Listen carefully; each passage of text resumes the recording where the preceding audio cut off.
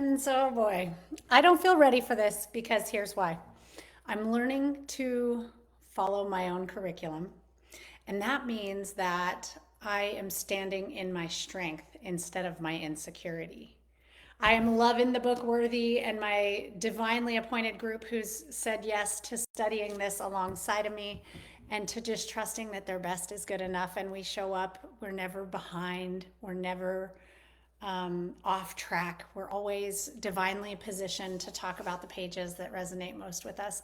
I'm Dr. J. I'm a horse mom who used career growth to fund our lifestyle and to make our wildest dreams come true, initially of leaving downtown Denver and moving to a beautiful 5 acre home,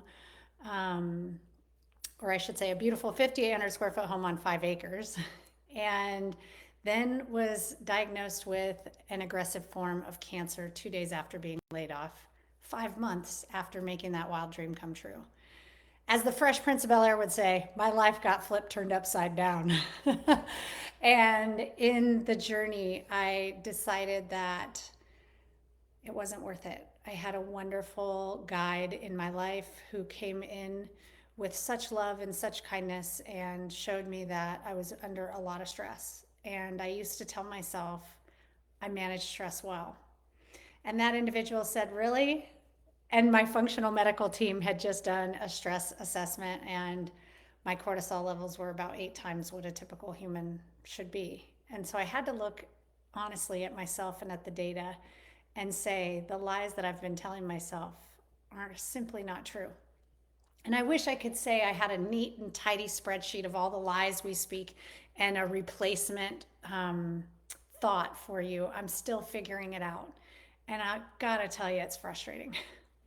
It's why I'm loving community, because we share in the frustration. And that's what's so beautiful. I have individual coaching clients, I have a group program, and I also have the book study that is just a truly sacred space for us to grow. And so it's not a neat and tidy process, and that is maddening to me. I'm a girl who has always had a 12-page strategic life plan. I created what I call the great 8 dimensions of life to reinvent myself after divorce. It worked incredibly well. And then I learned I was winning at a 3D life. And I want to tell you a little bit about what that means. 3D, 4D, and 5D consciousness are states of being that we live among. And so the 3D world has us looking at and thinking about things from a purely physical state of being. You see yourself as separate from others. And I also saw life as a competition when I was living in a 3D state. Authors will say that 3D living is like a survival of the fittest, and you're identified by the way you look, the job you have, the car you drive, the people you surround yourself with. You fear missing out or not having enough. I always, especially as a single mom and solo breadwinner, felt like I never had enough. There were times, especially in the early years, my daughter never even had a high chair. I was living paycheck to paycheck, and we couldn't even afford grapes when she started eating. I mean, grapes are an expensive fruit, let's face it.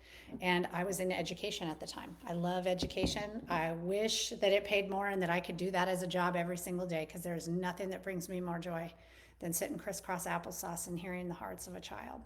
It is, to me, the most beautiful thing on earth. The second most beautiful thing on earth is working with adult learners who are also willing to be as open-hearted as kids are. And but that career path led me to never having enough. And what's beautiful about Worthy, how to believe you are enough. You're enough even when you don't have enough money. Isn't that a mind-blowing thing? You're enough even when you don't have enough patience. You're enough even when you don't feel pretty enough, because in the aftermath of cancer, your boobs don't look the same. That's something that I'm learning to come to grips with as I had to face the decision, like, do you want to go to plastic surgery, or are you willing to say that you are beautiful as God created you? And personally, I value nature. I value natural beauty. My mom taught me to value natural beauty, to wear my makeup naturally beautiful. And I think those things are beautiful. I tend to wear more neutral colors. And not that I can't appreciate the beauty of really thick, voluptuous fake lashes or bright colored fake nails. I can picture that as beautiful for someone else.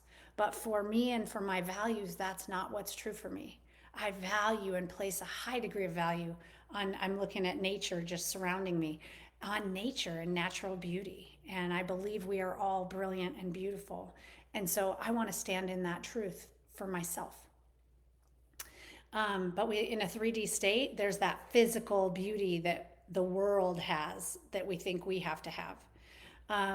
When we're living from a 3D state, we think of things as good and bad. Life's a competition. There's not enough, and some are just going to have to miss out. Fulfillment, when we're in a 3D state, is found in making money and your social status. I became a master at these things, my friends. But as you get older, you recognize that there's more, right? And the same was true for me because I realized that I was making trade offs and sacrifices. And the biggest ones were my health and well being and the quality time I got to spend with my loved ones. That's what led me on a path to discovering the research on high performance and putting that together in a program and playbook that helps people live and lead lives that are high performing. Because get this, we think about high performance and we think it requires that sacrifice, but let me tell you, my friends, that's not true. The world's largest body of research on high performance shows that the world's highest performers consistently achieve at high levels. So they're not what I used to be, which is a peak performer. You scale the peak, you plummet to the valley to recover, you scale the next peak, you plummet, peak, plummet, peak, plummet, and you exhaust yourself doing that because starting and stopping is hard. I equate it to being on my Peloton when the resistance is dialed up and I'm in flow and I'm crushing it. It feels good. The endorphins are surging. I'm becoming strong. The minute I stop and then have to restart again, it's hard. And then stop and restart. That's what we're doing to ourselves. High performers, the reason that they're happier, healthier, and less stressed than their peers is because they have a different playbook. They know how to maintain their health and well being and quality relationships. So that led me to start living in a 4D state. A 4D state is kind of your gateway or transitional space to 5D. And 4D, you can easily go back into that 3D state, right? You go back to, I'm not pretty enough, I'm not successful enough, I need more, more, more. Yet you're starting to awaken to the idea that we're all connected and that there's more to life than meets the eye. You start to become a little bit curious. That beginner's mind starts to emerge again. You recognize that thoughts are powerful and can shift the way our reality is perceived, that everything isn't as you see it. For those of you who've trained with me in my masterclass, my free Clarity to Seven Figures masterclass, you know the ladder of inference. Perception and perspectives are chosen. So there's duality in the four-dimensional state where good and bad is still experienced, but there's more compassion and understanding behind it. When you see someone who's struggling, you understand that what it's like to be human that might have led them to that place on the corner and homeless. You might have compassion for someone who's just been laid off and recognize that that wasn't a fault of their own. That was how mergers and acquisitions work. You have duplicity and you've got to streamline things. And in a strained economy, there's going to be some give and some take. And so you experience greater compassion and understanding for all of humankind because you start to recognize that things aren't just good and bad. I hear people sometimes that they don't recognize they're doing it, but they're very judgmental. And they'll say things like, well, they just need to do better or they should know better. And you're like, really? How were they supposed to know better? They're just supposed to magically have gotten some memo. Hello, it's 11:11. Thank you, my angels. I'm learning that this number 11:11, I was just looking at my phone because I wanted to make sure I'm kind of on track. I'm learning to be divinely led. So as I move into 5D consciousness, I'm going to tell you some things that have scared me a little bit that I've learned over the past couple weeks and couple months. And so this isn't for the faint of heart. So this is for those who took Jim Collins' Good to Great and said, yes, great is awesome, but it's not good enough. And you want to ascend to extraordinary. I want to work with you if that's where you're at. Good to Great's fun. It's just a little less entertaining for me these days. As we enter into the fourth dimension, we start to open up to the importance of diet. We learn that we're not eating to satisfy our taste buds and then feel like we're in a food coma, fat, sick, and nearly dead as our outcome. I saw that as a documentary title and thought that's kind of what is happening. So in 4D, you start to open to the importance of diet. For me, it happened in 2013 when one of my graduate students introduced me to the conscious cleanse. And I thought, oh, that's interesting, right? To nourish your body with food and pay attention to how food makes you feel. To know there's no wagon, you're not falling off of anything, but to pay attention. This morning, when I felt sluggish and tired and wanted to sleep a little longer, instead, I got on the Peloton and then I ate half of an avocado and two strawberries. When what I really kind of wanted was pancakes, because one of my neighbors sent me a picture of pancakes yesterday, and I was like, that looks so good. And then I thought, foods can calcify your pineal gland, and that pineal gland is your connection to the divine, to the greatness within you. So, do you really want to cloud that and make it murky water? I once heard a pastor describe like a pan of brownies. And here we go again. Now we're all going to be craving brownies. And he said, what if someone just put just a little poop in there, mixed it up, and you said it's only a little, it's okay. That little bit of negativity does have a big impact in our lives. So, the fourth dimension for me was an awakening to this conscious cleanse that I did in 2013. I started focusing on, I did the keto diet. I learned about meditation. And I started to really prepare for, I noticed that energy was my greatest currency. And I prepared for the next level by managing my energy. I started to recognize that managing energy meant I got more minutes in the day and I could get done by 11 what most people took all day to do. And that meant a lot to me because I was starting into my path of entrepreneurship. I was building my side hustle. So being able to perform on the job incredibly well while building the life of my dreams was important. And let me tell you, friends, if that's you, I've got a program, High Performance Leadership Academy, designed to help you make shift happen in your career because it is worth it. I now get to work on my terms from anywhere on my laptop. Yesterday, my corner office was at a barn. Oh, the sun was shining. It was 73 degrees. I was in a cozy sweatshirt that my mom bought for me, which feels like a giant hug from her. Every time I put it on, I love snuggling up in that sweatshirt. And I was just delighted. This little kitty cat named Rosie came on up and tried to get all over my laptop. I kind of shoot her away, like, let me focus. And she laid down and just gave herself a sun bath right beside me. It was picturesque. And that is my workday. And I'm struggling because I think, oh, my workday is supposed to suck. And I'm like, no, honey, it doesn't have to anymore. You've endured and embraced the suck. Thank you, Brene Brown, for teaching me embrace the suck. I did embrace the suck, and I'm saying farewell, bye bye, so long, farewell, auf Wiedersehen, good night to suck. So there's a strong desire in 4D to find your purpose and follow your passions. So I tend to work best with people who are in that 4D state of being. You're starting to perceive the world through all of your six senses. You can embrace your intuition. And the research actually shows in femininity as the operating system of 21st century prosperity. And do you want to know where your intuition comes? From your feminine energy. We all have masculine and feminine energies within us, and those who've achieved high levels of success have started to overdo their masculine energies, that energy of aggressive, fight for it, decisive, disciplined. Those masculine energies are really great tools for us to use at moments in time. And the world is shifting a little bit towards greater feminine characteristics, collaboration, community. You see it all, those fingerprints all over businesses that are really successful. I want you to go look for that. Notice their corporate social responsibility initiatives. Notice the way that they're inclusive and foster belonging for all. That's that femininity that we're learning to lean into. And your intuition is a part of that femininity. And so that's what's scary for me right now. I'm off script with you. I've got a very few notes in front of me, and I'm like, oh my gosh, I'm supposed to lean into my intuition and trust in my psychic abilities. I used to think psychic was like some wooey hooey kind of thing. And as I learned that there is some inner knowing in me that I don't know where it came from, And as I play with that, I journal about it, I explore it, I embrace that beginner mind. Maintain an open mind is one of the 16 habits of highly effective minds. There's habits of mind research by Costa and Calic. There's also habits of mind research by Marzano and Pickering.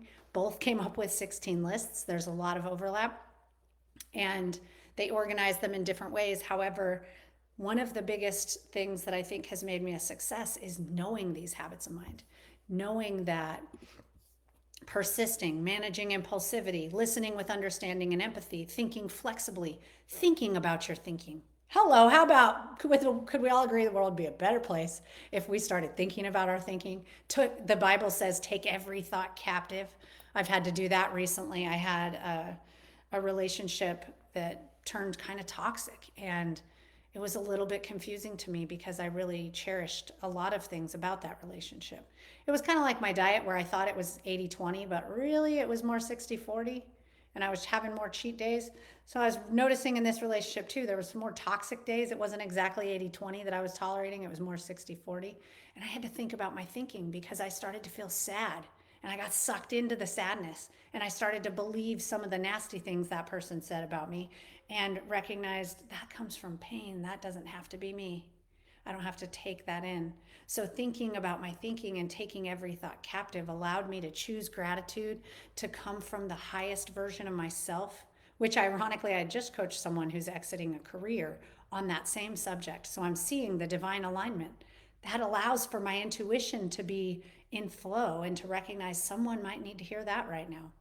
Striving for accuracy, always doing your best and having that highest standard and higher vision for yourself and how you're going to respond to challenges and navigate the world. Another habit of mine that's my favorite, questioning and posing problems. For those of you who love taking notes, we're on number 7. Applying past knowledge to new situations. We activate our schema doing that. Thinking and communicating with clarity and precision. Don't you wish more people could do that? The novelist versus the journalist, right? The journalist knows how to communicate with clarity, brevity, and impact. Gathering data through all of our senses, using natural pathways and paying attention to the world around us. Creating, imagining, and innovating, trying things different ways. I love that around thoughts and taking thoughts captive. Think of as many ways to see something as you possibly can and settle into the thought that brings you the most peace and the most joy. Often it's not your first thought. Psychologists call those ants, automatic negative thoughts. They're part of our negativity bias and our wiring. Daniel Kahneman would call that fast thinking.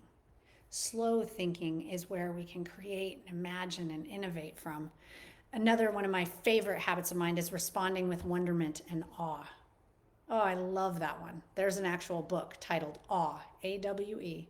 Amazing. If you have gotten into a space of complacency and sameness, and your brain has become so conditioned and comfortable that it sees everything the same and it thinks it knows everything and has it all figured out. Oh, this person, they're going to do that. Oh, yep, look, I was right. Right? That's a sign that you're caged.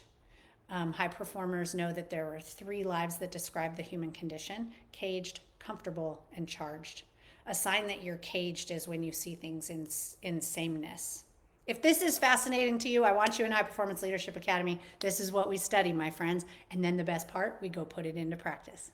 And then the even bestest part, because that's a superlative adjective that I just made up on the fly, the bestest part is when we come together in community and we share what we're learning, we share what we're experimenting with, and we inspire that feeling.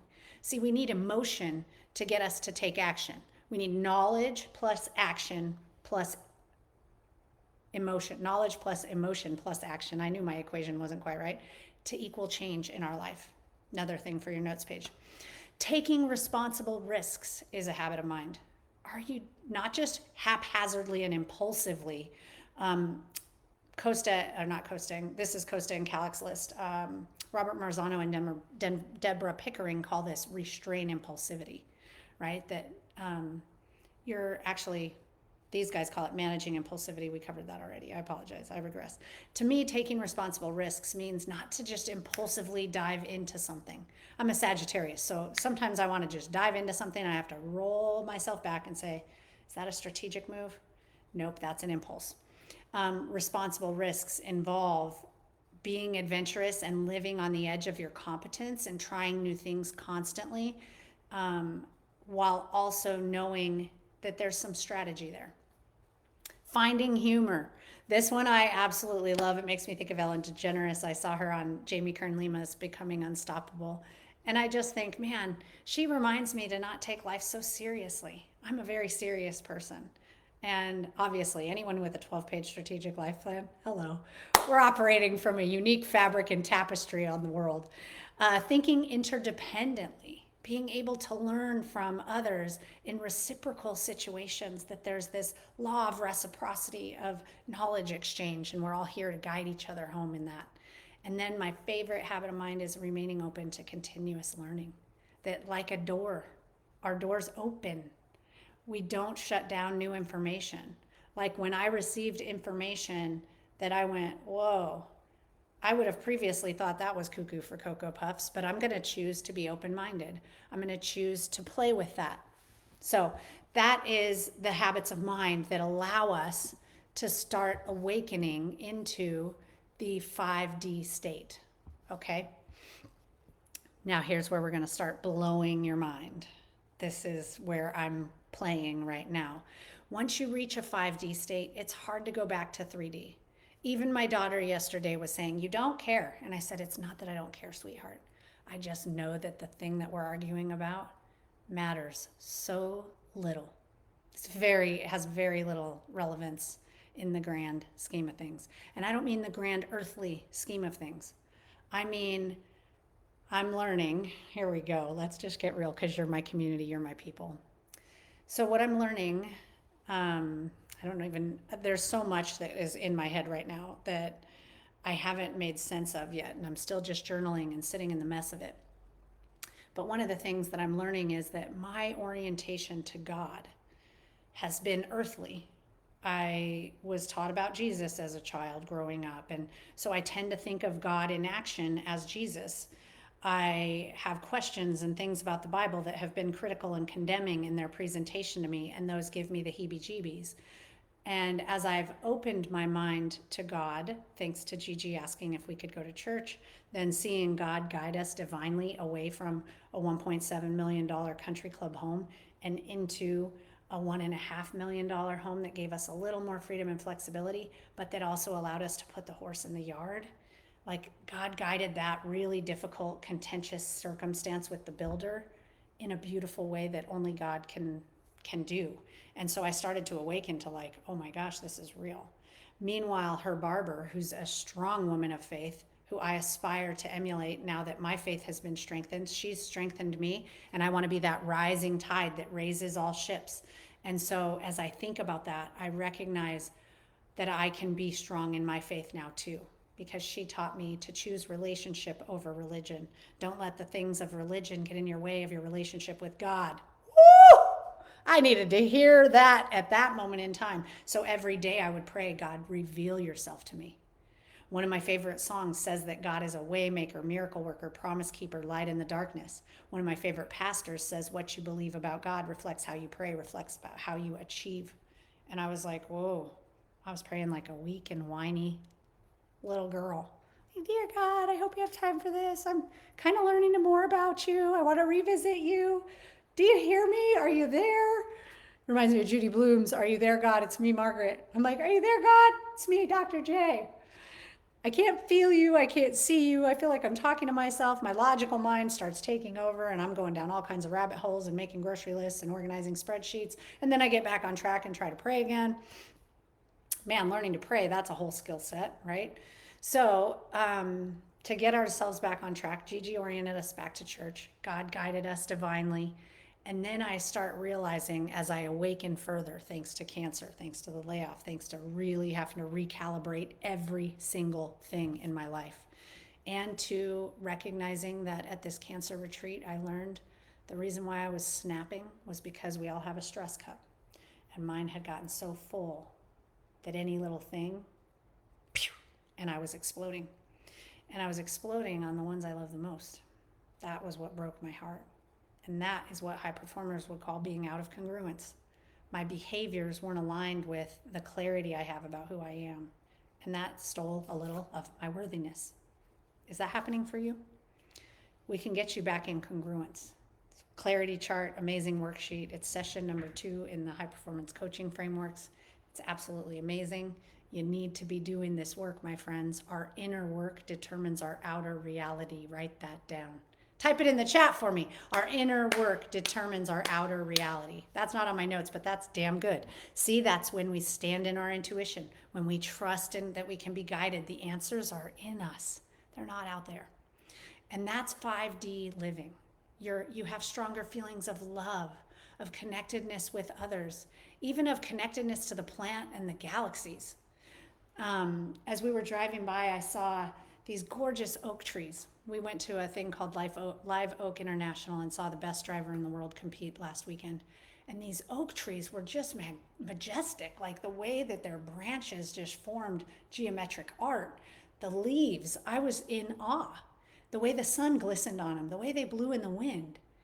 When you elevate and ascend to a 5D place, someone's fake lashes, nails, and boobs matter a whole lot less than the natural beauty that you're surrounded by. And what's amazing is as you start to see and walk in that space, your creativity is awakened. Your courage is awakened.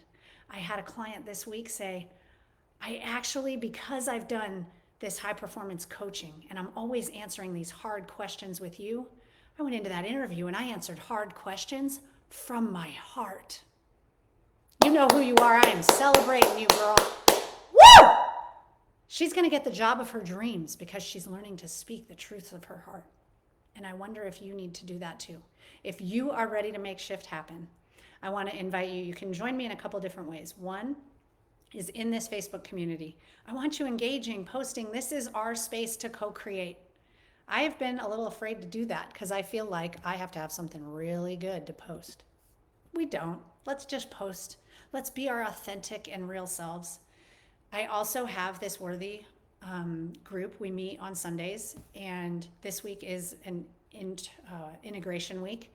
I just thought international popped into my head, and I was like, that's not it. Integration week is where we're putting into practice the things that we're learning, and we're getting a little caught up because I put together a pretty aggressive reading plan for us all, and it turns out, we need some relaxation on our weekends and our downtime too. And so I'm monitoring the pulse of that group and keeping us flowing instead of fighting and hustling and grinding. That's a theme I'm playing with in my own life right now, and I invite you to do the same.